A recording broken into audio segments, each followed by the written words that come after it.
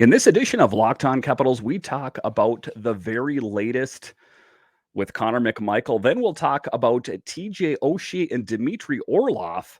When can we expect to see them back in the lineup? And then to close out the show, we will talk about the trade talk with this Washington Capitals team. We'll talk about all of that and more next on this edition of Locked On Capitals.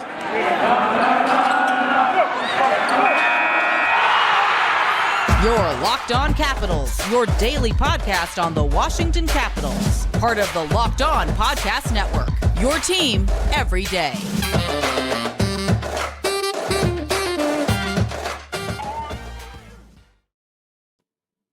Well, hello and welcome into this edition of Locked On Capitals. I'm so glad you decided to join me today. As always, this podcast is free and available on all the major platforms. And I want to thank you for making this your first listen or view of the day. Yes, this podcast is also available in video form, so head on over to YouTube and check it out. And when you're on YouTube, make sure and hit that subscribe button. And if you like the videos, give it a thumbs up. It really helps grow the channel. My name is Dan Holme. You can find me on Twitter. It's at DanCaps218. You can find the show on Twitter. It's at Locked On Caps. So what was announced yesterday was that Connor McMichael is, in fact, getting sent down to Hershey. And this is something that we've talked about on this podcast for some time, that I think that Connor McMichael would be better served playing in Hershey than to be a healthy scratch or sitting up in the press box. It kind of stunts his growth. And, he has had some opportunities to play, in 6 games played, he hasn't really popped off the score sheet. And I know that a lot of people around the Capitals organization and the fans say he just needs his opportunity. He hasn't had his opportunity. There's not a really a good spot for him to fit in on this Capitals team right now. His native position is the center position. And, I guess if there was an odd man out, I guess you could say that it would be Lars Eller taking him out of the lineup. So to start off the show, that's what we'll talk about is Connor McMichael. And what is the master plan for him? Where does he fit? Just in my opinion, just to start off here, I would say that if I could give him any advice, I would tell him to be patient. His time will come. If it's not this year, it might be next year. It very well could be this year. I do see that Lars Eller is up on his final year of his contract this year, and then he will be an unrestricted free agent next year. He is a center as well, so that kind of lends itself for Connor McMichael to maybe take over his spot. I wouldn't say that anything is guaranteed as far as Connor McMichael is concerned, but that's the biggest thing, is that he just kind of has to bide his time and wait for his opportunity. Oftentimes they bring up his name in this podcast and people will say, well, you can't say, he didn't do this or that. He didn't get enough playing time. And I agree with that. I hear what you're saying, but if there is not a spot for him in this lineup right now, instead of him sitting up in the press box, he would be better off down in Hershey. And when Peter Laviolette pulled him aside from practice today and told him that he was going to be going down to the Hershey Bears, he was excited, was the quote. And I think that, even for Connor McMichael, he's a hockey player. He loves to play hockey. He doesn't want to spend his time watching the game. He wants to be participating in the game. In a perfect world for Connor, would he want to be playing a starting role with this Caps team?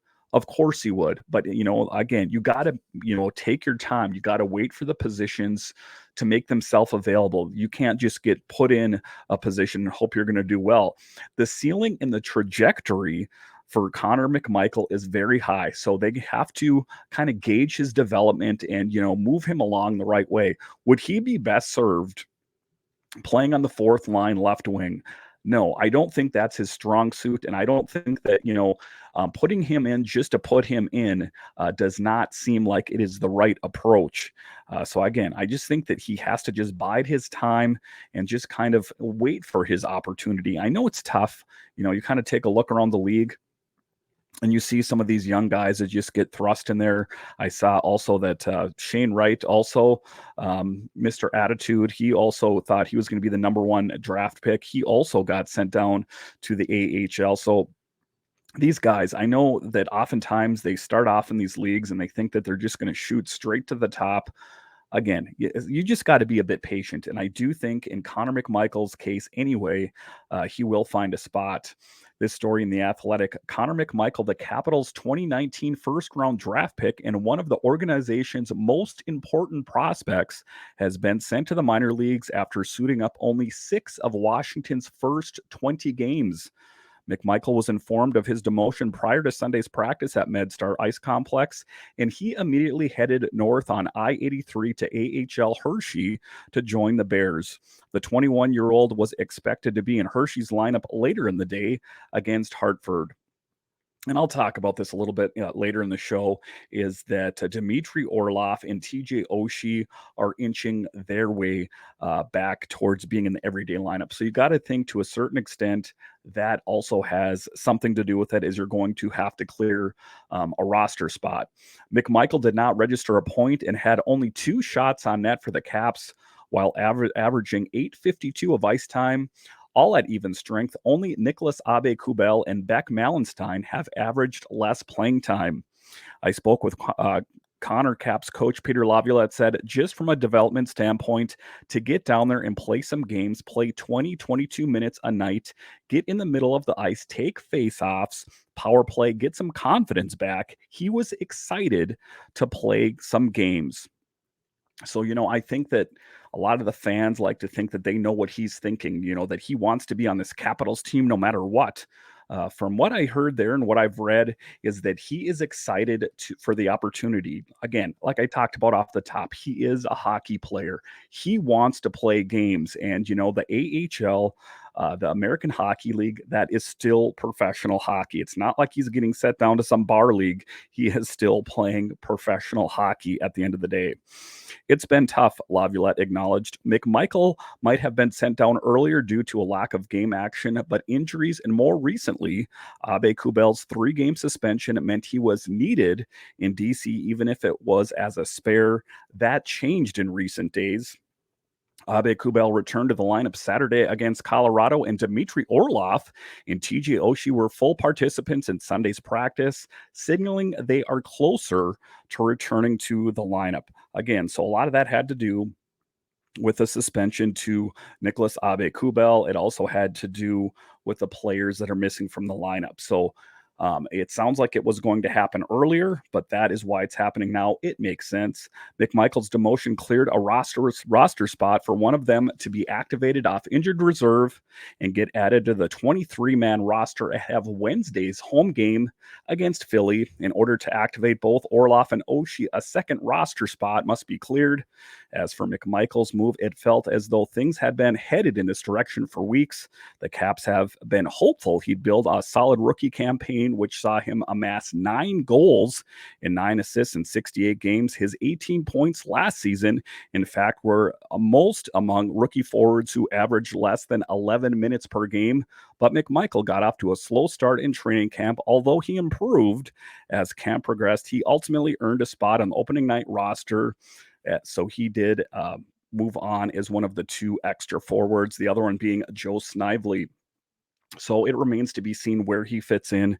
As a result, McMichael dressed for only one of the Caps' first 8 games, skating .833 at Ottawa on October 20th. When another wave of injuries hit a couple of weeks later, he drew into the lineup 3 times during a 4-game span from October 31st to November 5th. Again, however, he only saw spot duty, averaging .906 in those games. So they have to clear another roster spot. There is a guy that kind of comes to mind, and I know that some people aren't going to be too happy about it because he did really kind of pop out at practice. He popped out in the preseason, is Alexi Protas. He really hasn't shown up. He hasn't lived up to that hype of who he was in the preseason. I would not be surprised if you see someone like an Alexi Protas get sent down. I also wouldn't be surprised, if, Nicholas Aube-Kubel, I don't know what kind of leash they're going to give him, but from what it sounds like, they signed him for kind of that physical game that he brings. So he might have a safe spot on this roster, at least until Tom Wilson returns. And then, of course, Sonny Milano, who has been a bright spot on this team.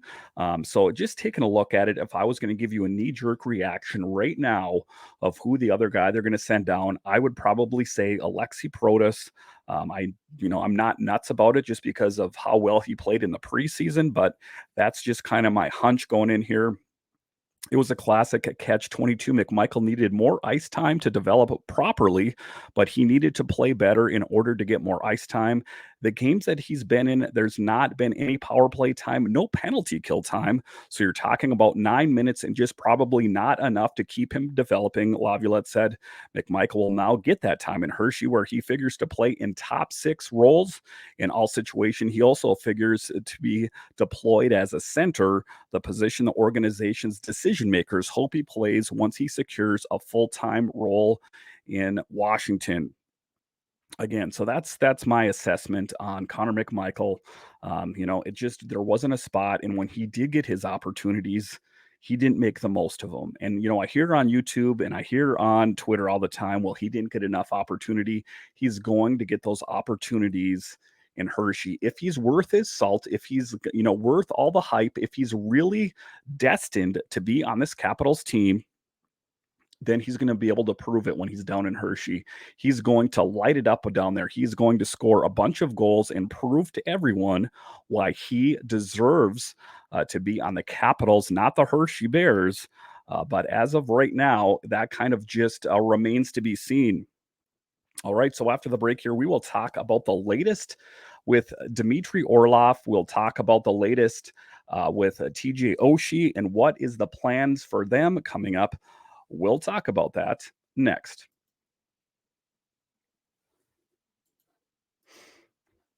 If you've thought about securing your home with home security but have been putting it off, you'll want to listen up. Right now, Locked On Capitals listeners can order the #1 rated Simply Safe home security system for 50% off. This is their biggest offer of the year, and you don't want to miss it. Here's why I love it. Did you know that over the holidays, property crimes like burglaries and package theft spike nationally? That's why our friends at Simply Safe Home Security are offering 50% off their award-winning security system so that more families can feel safe and secure this holiday season. Order your Simply Safe system for half off today and enjoy advanced security and greater peace of mind this holiday season. Here's why I love it. I had an issue where someone broke into my house. Simply Safe dispatched the police and took care of the situation. So this is the perfect opportunity to sign up for Simply Safe. Like they talked about, property crimes and burglaries are on the rise. That's why you need Simply Safe. In an emergency, 24/7 professional monitoring agents use Fast Protect technology exclusively from Simply Safe to capture critical evidence and verify the threat is real so you can get priority police response. So don't miss your chance to save big on the only security system I recommend. Get 50% off any new Simply Safe system at simplysafe.com/lockedonnhl today. This is their biggest discount of the year, so don't wait. That's simplysafe.com/lockedonnhl. There's no safe like Simply Safe. Thank you for making Locked On Capitals your first listen today. For your second listen, check out Locked On Sports today. From the games that matter the most to the biggest stories in sports, go beyond the scoreboard and beyond the scenes with local experts and insights only Locked On can provide. Locked On Sports today, available on the Odyssey app, YouTube, and wherever you get your podcasts. All right, welcome back into this edition of Locked On Capitals, where it is your team every day. In this next segment, we are going to talk about the latest with TJ Oshie and Dimitri Orlov, and when can we expect them to be back? They were skating at practice today, on Sunday, that is. Does that mean that they are going to be ready for Wednesday? I guess that remains to be seen. Again, as you listen to this, it's Monday, so there is some time between now and then to see, exactly, when they'll be in. The Capitals are looking for these key pieces to see if they can kind of ignite this team, because as of late, they have been snake bitten and things are kind of going in a bad direction. And I wouldn't expect, and I'll talk about this in the last segment here a little bit, is if the Caps do not, start to catch fire. Once you see Dimitri Orlov come back, once you see TJ Oshie come back, if they do not see, any improvement out there, I would not be surprised if you start to see some changes. I've heard, rumors out there. Is it going to be the head coach? I don't think that firing Peter Laviolette at this point is the right idea. I think that's a knee-jerk reaction. I think that that is just something to say, there, I did something and expect something great.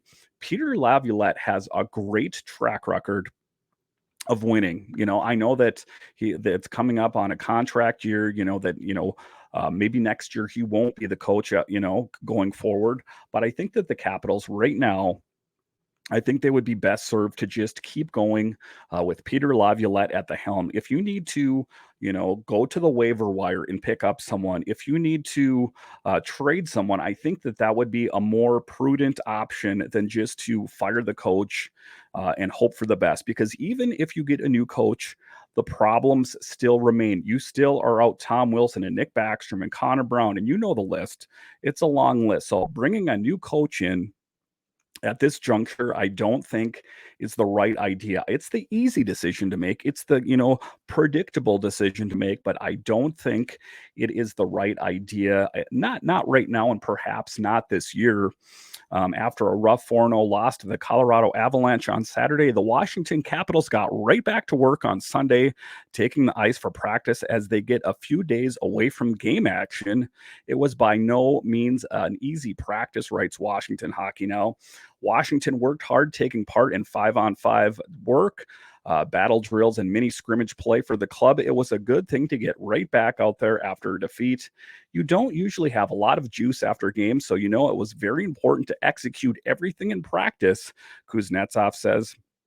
I think we've done a pretty good job today. So, you can learn this day in and day out and focus on tomorrow and work only hard on the weekend. Also smart this weekend. We've got to play smarter.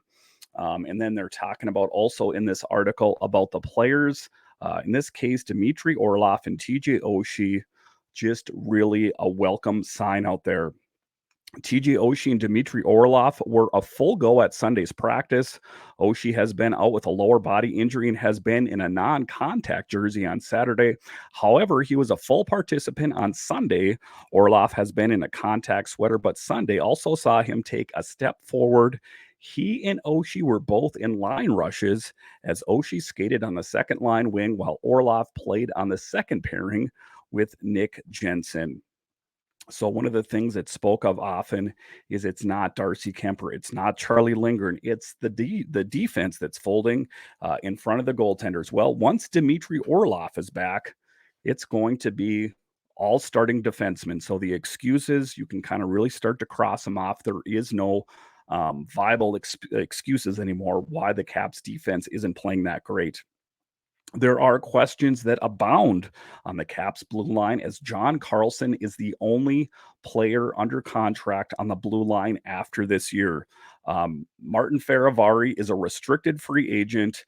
So there's a lot of questions that are going to need to be answered. Are the Caps going to want to go all in on a Dimitri Orlov if they are planning a rebuild in the future? So this is kind of a prove me, and I think this season, even if they don't have, if they don't make a big push, say they don't make it into the playoffs or a deep push, they are going to accurately be able to assess what they have on the ice so they can make decisions going forward who they're going to want to keep.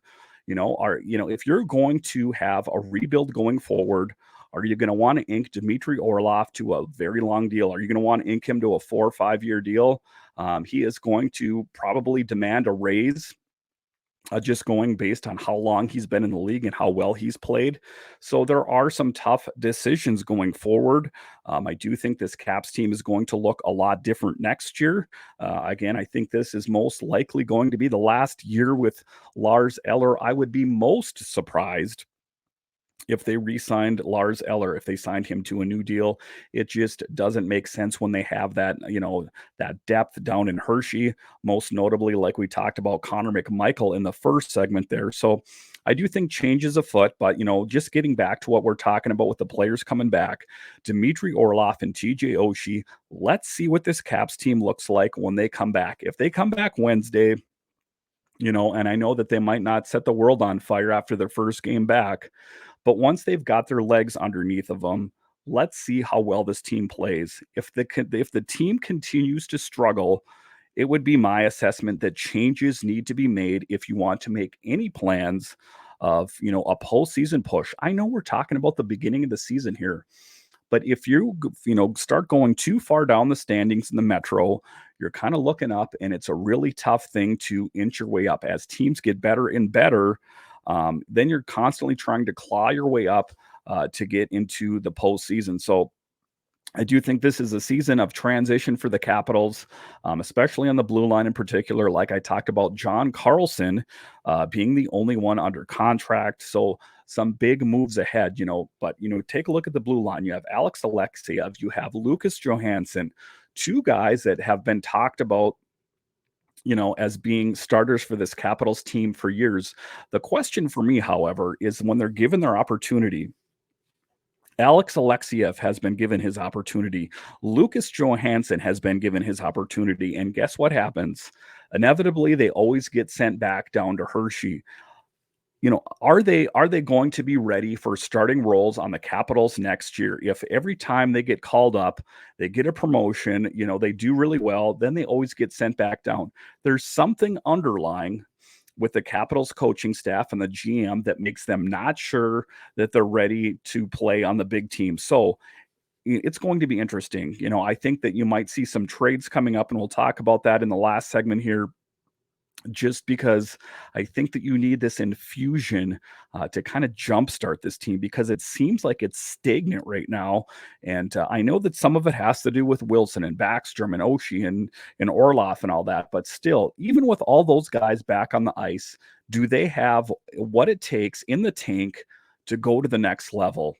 I guess that's a question that remains to be seen. I think that, Nick Backstrom, I know he's been on the ice some, but I still would be very surprised, if we see him, this year at all. It might be the tail end of this season or the beginning of next season. And then when he is back, he's not going to be 100% out of the gate. You take a look at Tom Wilson as well. How long is it going to take? The Caps do not have enough time to kind of just screw around while they wait to see, if the players that they have are going to be good enough. So some big questions, but some encouraging signs. That's my takeaway from this segment. Is it is a positive sign to see Dimitri Orlov and TJ Oshie back out on the ice. We got John Karlsson back a few games ago, so let's see what this Caps team has and then make adjustments as needed. If you're not getting in the win column consistently, then I think it is time to pursue other options out there, because like I talked about, you don't have a lot of time to see what you have. You've got to make decisions. Again, I would not recommend going for the coaching change. That's too predictable, and it's not addressing the underlying issues, which is the myriad of injuries that are on this team. So it's going to be interesting here as we start to see some of those players return to the lineup. All right, so after the break here, we will talk about some of the interesting names that are swirling. Elliotte Friedman had talked about in his 32 Thoughts podcast about some potential players on this Capitals team and some trades that might take place. We'll talk about that next.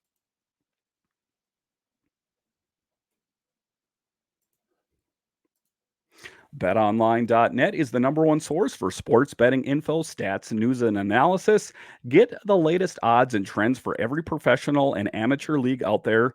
From football to basketball to soccer and esports, we've got it all at BetOnline.net. And if you love sports podcasts, you can find those at BetOnline as well. We're always the fastest and easiest way to get your betting fix. So head to the website today or use your mobile device to learn more. BetOnline, where the game starts.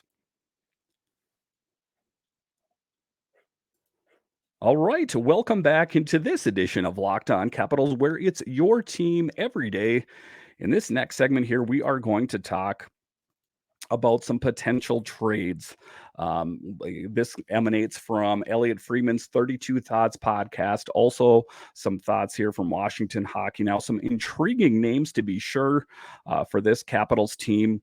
With Washington struggling, Sportsnet's Elliotte Friedman shared some thoughts on the team in his latest edition of 32 Thoughts. He wondered and clarified that this is not an official report if the team could not only be interested in Bo Horvat, of course, pending Nicholas Backstrom's future, but if San Jose Sharks blue liner Erik Karlsson could also make sense for the club. And at the end of the day, it's an interesting thought to consider.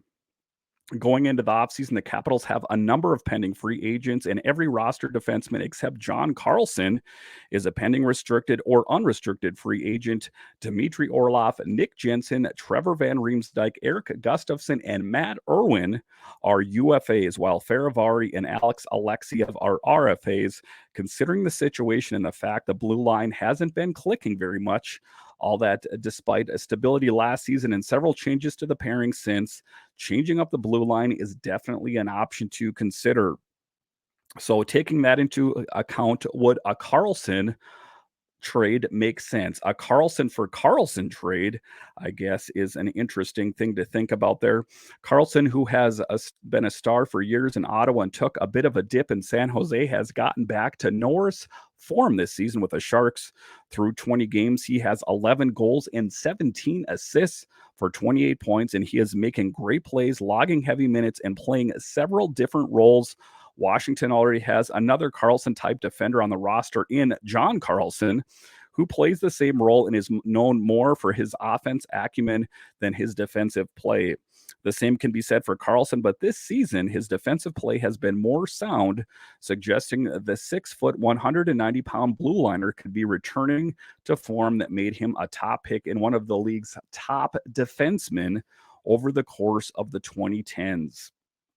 Again, isn't that interesting? A Karlsson for Karlsson trade. What are your thoughts on that?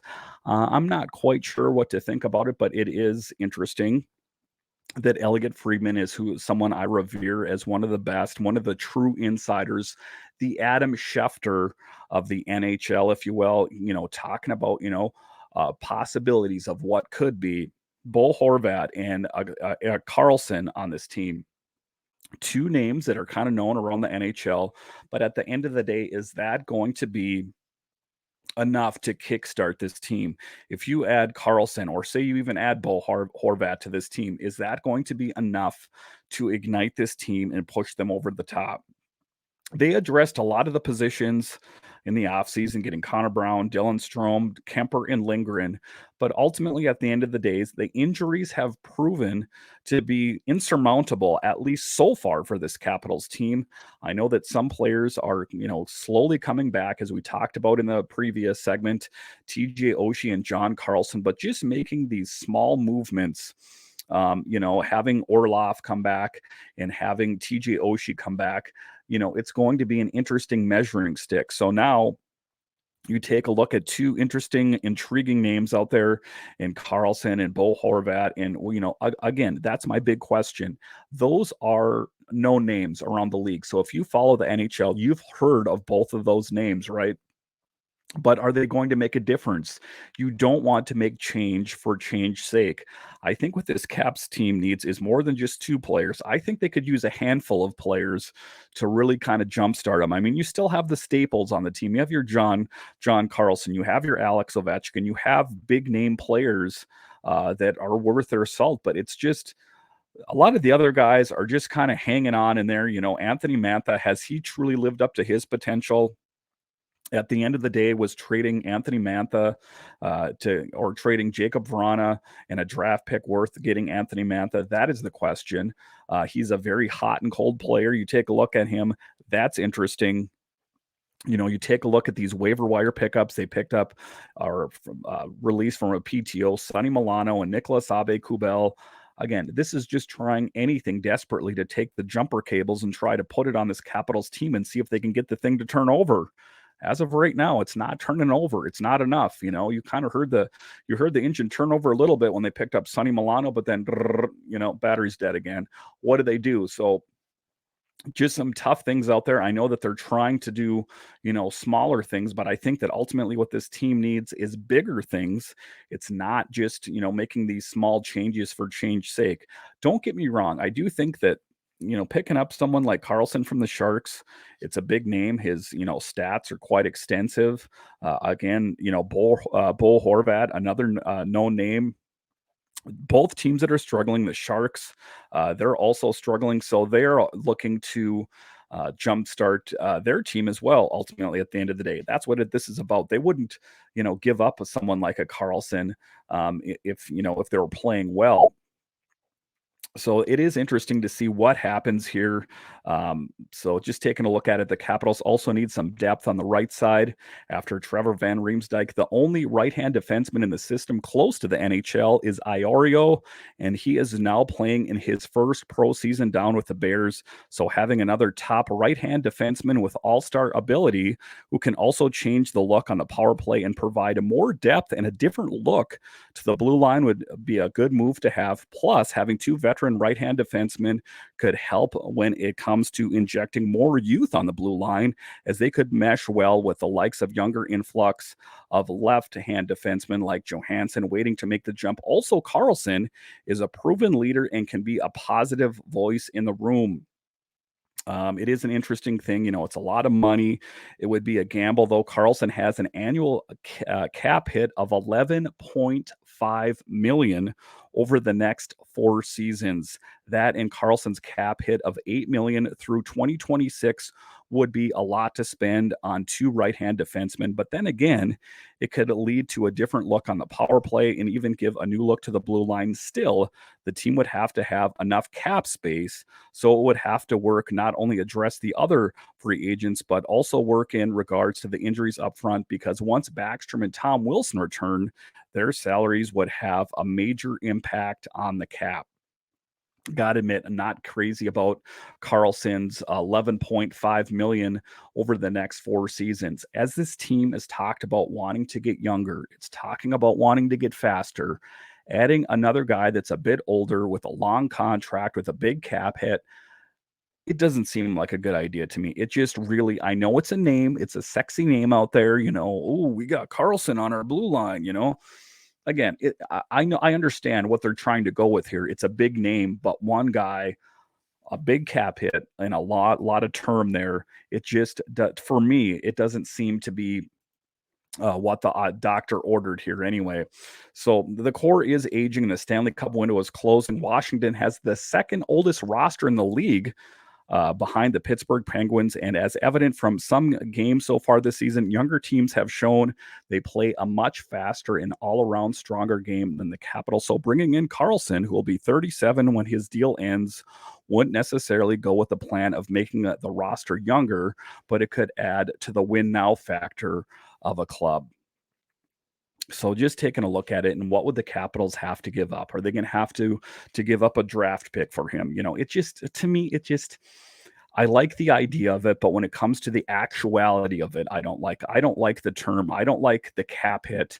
I don't like how many years he's going to be on this team. I don't like it. I don't think that those are good solutions, and I don't think that picking up those two players again is going to jump this team, get it to turn over, and get it to run smoothly. I just don't think. I think we're going to have to kind of gauge it, see how this team plays once these players start returning, and then kind of assess it, and then make moves going forward. But it might be some rough sledding here until we get a lot of these guys back. So let's just hope that once we get these players back, they do start to perform on a top level.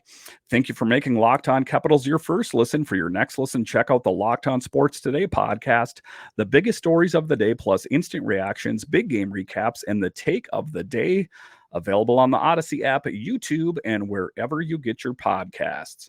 So once again, thank you for joining me on this edition of Locked On Capitals, where it's your team every day. My name is Dan Holme, and I'll talk to you again next time.